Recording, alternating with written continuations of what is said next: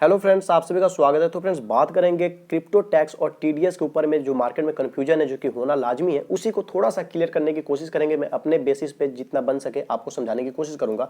तो सबसे पहले बात करते हैं फ्रेंड्स क्रिप्टो टैक्स के बारे में। तो जो 30% टैक्स लगेगा वो फ्रेंड्स आपको कहाँ से, तो 1 अप्रैल से शुरू हो गया। चलो ठीक है, वो तो पता है आपको। अब बात करते हैं जितने भी आपकी प्रॉफिट होगी ना, सिर्फ उसी पे टैक्स लगेगा। ये बात एकदम याद रख लो। अगर आपको लॉस होता है तो आपको टैक्स नहीं देना है, लेकिन प्रॉफिट पे आपको टैक्स देना है। अब बात करते हैं अगर 1% टीडीएस के बारे में। तो 1% टीडीएस गवर्नमेंट ने बोला था कि ये ट्रैकिंग पर्पस के लिए गवर्नमेंट लगा रहा है कि आप कहाँ कहाँ ट्रेड करते हो, कितने अमाउंट में ट्रेड करते हो, कब कब ट्रांजेक्शन करते हो, सारा लेखा जोखा गवर्नमेंट के पास होना चाहिए। इसलिए उसने ट्रैकिंग पर्पस के लिए टीडीएस को लगाया है। तो अब बात करते हैं कि मान लो आपने 1000 का लिया और आपका 2000 निकला, मतलब आपने 1000 को इन्वेस्ट किया और 2000 विड्रॉ किया, तो टीडीएस लगेगा? तो लगेगा। आपने 1000 का लिया और 1000 में ही विड्रॉ किया तो टीडीएस लगेगा? एकदम लगेगा। फिर से आपने 1000 का कहीं लिया, मतलब इन्वेस्ट किया, और इस बार आपने 800 निकाला, मतलब आपको लॉस हुआ। इसमें आपको प्रॉफिट हुआ, 1% टीडीएस देना है। इसमें 1000 का 1000 ही रह गया, फिर भी 1% टीडीएस देना है। इसमें 1000 का आपका 800 हो गया, फिर भी आपको 1% टीडीएस देना है। मतलब 1% टीडीएस आपको एनी हाउ देना ही देना है। लॉस हो या प्रॉफिट हो, टीडीएस आपको गवर्नमेंट को आपको टीडीएस पे करना होगा। अब बात करते हैं कि फ्रेंड्स एक्सचेंज से आप फंड ट्रांसफर करने की अगर सोच रहे हो कि चलो बाइनेंस से फंड ट्रांसफर कर लेते हैं वजीर एक्स में, तो भी आपको 1% टीडीएस जो है वो देना पड़ेगा। तो यहाँ भी आप बचने वाले नहीं हो। तो फ्रेंड्स, अब लगभग आपको बातें समझ में आ गई होंगी। तो बात वही है कि प्रॉफिट पे 30% टैक्स है, सिर्फ और सिर्फ प्रॉफिट पे, लॉस पे नहीं। इस पे आपको टैक्स देना है, इस पे आपको टैक्स नहीं देना है। अब मान लो पूरे साल भर में आपने 30 टाइम ट्रेड किया, पूरे 30 बार ट्रेड किया, 1 बार 2 बार इस तरह करके 1 साल के अंदर लगभग 30 बार ट्रेड किया, और ले दे के आपको पूरे साल भर में 40,000 के लॉस हो गए। तो जब आप टैक्स का वो जो आईटीआर फाइल होता है ना, आईटीआर जब फाइल करने जाओगे तो आपको तो लॉस हुआ है पूरे साल भर में, फाइनेंशियल ईयर में 40,000, तो आपको टैक्स देना है? तो नहीं देना है, क्योंकि लॉस में हो आप। लेकिन अब आप क्या करते हो कि 1 साल तो आप रहे पूरे लॉस में, लेकिन अगला साल जो है, मान लो ये 2023 था, अब 2024 में आप आ गए प्रॉफिट में। उसमें कितना का लॉस था आपको? तो 40,000 के लिख देते हैं शॉर्टकट में।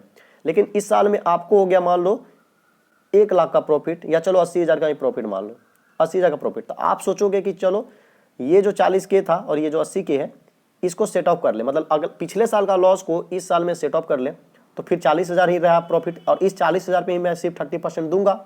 तो ऐसा नहीं है, आपको पूरा का पूरा 80,000 पे 30% टैक्स जो है वो देना होगा। तो ये बात दिमाग में रखो कि प्रॉफिट होगा उस पर गवर्नमेंट लेगा, मतलब आपका प्रॉफिट गवर्नमेंट का प्रॉफिट, आपका लॉस गवर्नमेंट का प्रॉफिट, आपका ना लॉस ना प्रॉफिट गवर्नमेंट का प्रॉफिट। मतलब आपके हाथ में लड्डू हो या ना हो, गवर्नमेंट के दोनों हाथ में लड्डू होंगे। इसी चीज को अब मैं एक जगह से और समझा देता हूं, उसके ऐसा सब कुछ क्लियर हो जाएगा मुझे लगता है। फ्रेंड्स, हम लोग आ चुके हैं न्यूज़ वगैरह पे। तो अब यहाँ पे देख लो, यहाँ पे जल्दी जल्दी मैं समझाऊंगा, अच्छे से समझना। यहाँ पे देख लो, 10,000 रुपये आपने मान लो बिटकॉइन खरीदा, आपने जो विड्रॉ किया तो कितना में बेचा आपने? तो 12,000। 10,000 में खरीदा, 12,000 में बेचा, प्रॉफिट हुआ 2,000। टैक्स इतना लगेगा आपको इस 2,000 पे? 30%, मतलब कि 600 रुपये आपको टैक्स हुआ। अब बात करते हैं कि बेचने पर अगर घाटा होता, मान लो बेचने पे ये तो प्रॉफिट हुआ था, लेकिन अगर 10,000 की जगह आप बेचते कितना में? तो 9,000 में, तो आपको 30% टैक्स जो है वो नहीं देना पड़ता। अब आते हैं थोड़ा और नीचे, और भी बहुत सारी चीज़ें जो है इसमें समझाई गई हैं इस रिपोर्ट में। तो यहीं से मैं आपको सब कुछ फिर से एक बार बताता हूँ। तो फ्रेंड्स, ये जो आपको 30% है यहाँ पे हो गया। अब बात यहाँ पे कुछ लाइन है जो कि देख लो आप, कि अब जब आप जब उस क्रिप्टो को नहीं बेचेंगे। हाँ, ऐसे भी सवाल आप लोग के मन में आ रहे हैं कि मान लो आप क्रिप्टो बेचोगे ही नहीं, मुनाफा भी नहीं कमाया और ना ही आपने बेचा है, तब तक कोई टैक्स नहीं लगेगा। बात यहाँ पे समझो। मान लो आपने आज इन्वेस्टमेंट कर दिया और 3 साल हो चुका है, पूरा 3 साल हो चुका है, आपने नहीं बेचा है। अब आपको प्रॉफिट हुआ है, लॉस हुआ है, लेकिन आपने नहीं बेचा है। तो जब आपने बेचा ही नहीं है तो वो ट्रेड जो है, वो आपकी जो ट्रेड है वो अभी इनकम्प्लीट है। मतलब आपका जो ट्रेड है वो आप, ये होल्डिंग है, ये ट्रेड नहीं है, होल्डिंग है।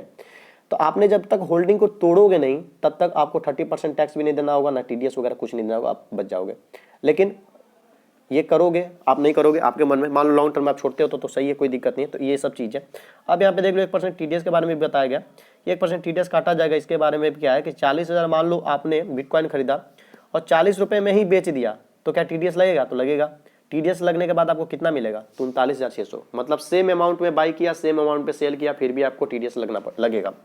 फिर से इसी अमाउंट को आपने फिर से इन्वेस्टमेंट कर दिया, तो अब टीडीएस लगेगा, फिर से लगेगा। अब कितना आपको मिलेगा, इतना। अब यहाँ पे क्या बोल रहा है कि अगर आप इसी पैसे से इथेरियम एनएफटी खरीदते हैं और बाद में उससे बिना किसी मुनाफे के बेचते हैं, मतलब यहाँ पे कहा ये जा रहा है कि पहले आपने लगाया था 40 के और आपने बेचा भी 40 के पे, तो आपको 40 के नहीं मिलेगा, क्योंकि 1% टीडीएस लगेगा कब से, 1 जुलाई से।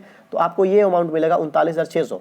अब आपने 39,600 फिर से इन्वेस्ट कर दिया और फिर से बिना प्रॉफिट बिना लॉस, मतलब बिना प्रॉफिट बिना लॉस इसी सेम अमाउंट में आपने बेचा, तो क्या मिलेगा, तो 39,204 रुपये मिलेगा। क्यों, तो 1% टीडीएस फिर से आपका कट गया। तो ये सब चीज़ें हैं।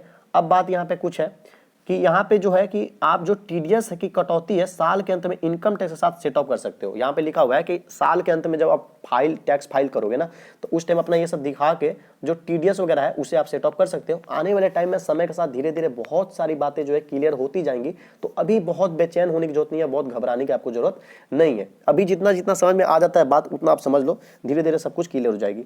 तो फ्रेंड्स लगभग मैंने सारी बातें आपको जहाँ तक मुझे लगता है मैंने समझा दी है। अब अगर आपको ये वीडियो अच्छी लगी तो प्लीज लाइक करो, चैनल बनाओ तो सपोर्ट करो, सब्सक्राइब करो। मिलते हैं अपने नेक्स्ट वीडियो में।